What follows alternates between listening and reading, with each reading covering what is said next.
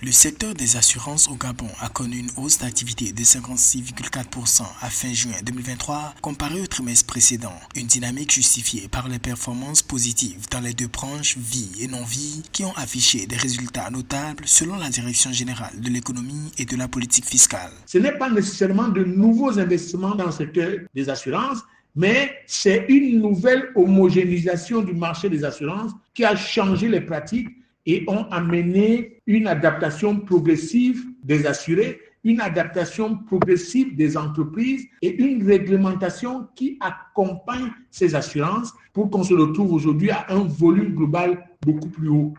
Le chiffre d'affaires de la branche non-vie durant le second trimestre 2023 a augmenté de 49,2%, contrastant avec le niveau observé lors du premier trimestre, soit moins 51,6%.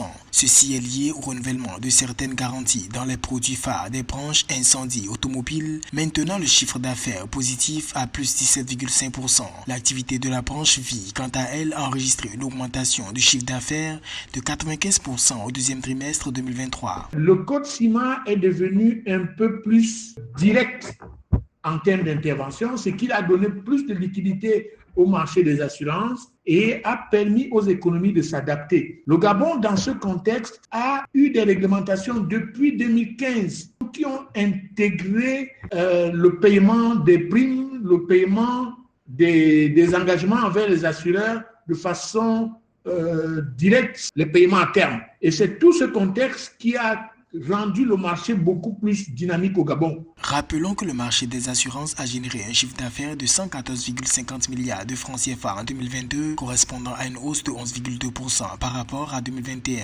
Concernant les performances des sociétés d'assurance, un rapport du ministère gabonais de l'économie et des participations révèle que plusieurs compagnies concentrent l'essentiel des primes avec un total de parts de marché estimé à 64% en 2022.